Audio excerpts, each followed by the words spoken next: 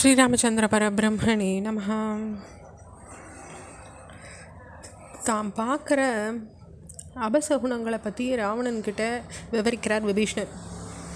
அப்போது மந்திரங்களால் வளர்க்கப்படாமல் யாகங்கள் தீப்பொறிகள் கலந்ததாகவும் புகை கலந்த ஜுவாலையுடையதாகவும் இருக்குது. அது மங்களாக இருக்கே தவிர சுடர் விட்டு எரியலை. பசுக்கள் கிட்ட பால் வற்றி போயிடுது, யானைகள் சோர்ந்து கிடக்கிறது, குதிரைகள் உணவு சரியாக உட்கொள்றது கிடையாது, ஒட்டகங்களுடைய முடி உதிர்ந்துட்டே இருக்குது.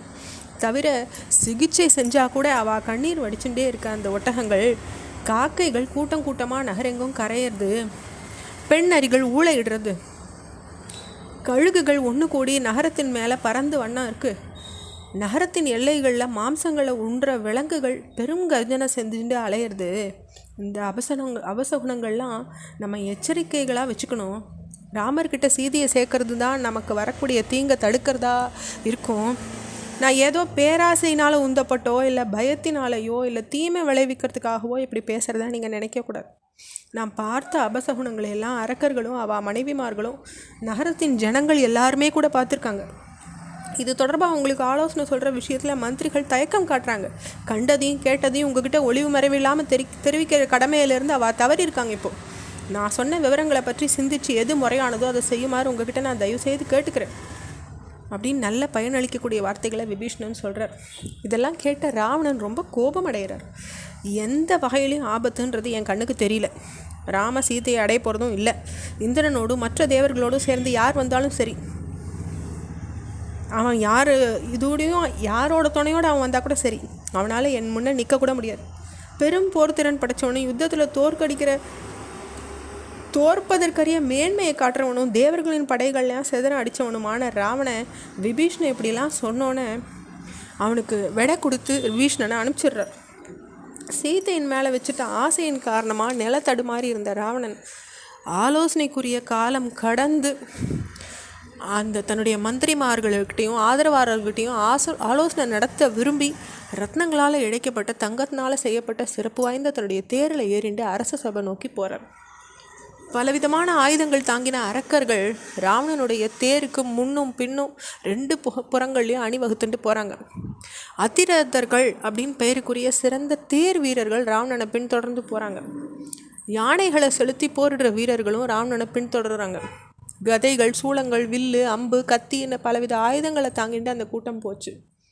அப்போ ஆயிரக்கணக்கான சங்குகளும் வாத்தியங்களும் முழங்கிட்டு 2 பக்கமும் அரக்கர்கள் ராவணனை வணங்கி நிற்கிறாங்க. அவன் தங்கத்தினாலும் வெள்ளியினாலும் அமைக்கப்பட்ட தரையை உடையதும் பளிங்கு கற்கள்னாலும் அமைக்கப்பட்டதும் நன்னா பாதுகாக்கப்பட்டதுமான அரச சபையினுள்ள நுழையிறார்.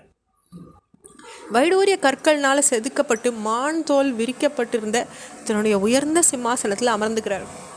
எல்லாரையும் பார்த்து பேசுகிறார். நகரத்தை பாதுகாக்கும்படி படை தளபதிக்கு உத்தரவிடுறார்.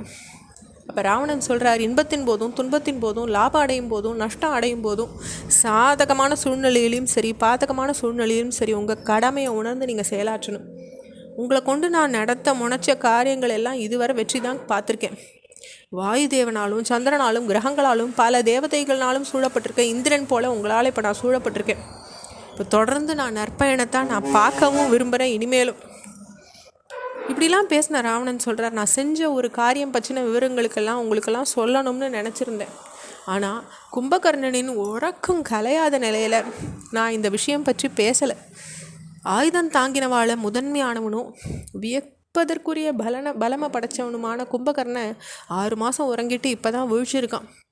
நான் தண்டகவனத்துலேருந்து ராமனின் மனைவி சீதையை அபகரிச்சுன்னு வந்தேன். என்னுடைய ஆசைக்கு இணங்க அவள் மறுக்கிறா. நானும் அவளை போல ஒரு பெண் உலகத்துலேயும் பார்த்ததே இல்லை. முழு நிலவை ஒத்த அவள் தங்கத்தால் செய்யப்பட்ட பதுமை போல எனக்கு காட்சி அளிக்கிறாள். அவள் கால்களை பார்த்தா கூட என் இதயத்தில் காதல் சுரக்கிறது. நெருப்பு போல் ஜொலிக்கிற அவளை பார்த்துட்டேன்னா என் வசம் இழந்துட்டவனாயிட்டேன். உணர்ச்சிகளுக்கு அடிமையாயிட்டேன். கோபம் கொள்ளும் போதும் வேதனையில் வாடும் போதும் கூட மனசை விட்டு அகலாத காமம் என்னை வாட்டுறது. ராமனை சந்திப்போம் அப்படின்ற நினைவில் சீதை என்கிட்ட 1 வருஷ கால அவகாசம் கேட்டிருக்காங்க அப்படின்னு சொல்லிட்டு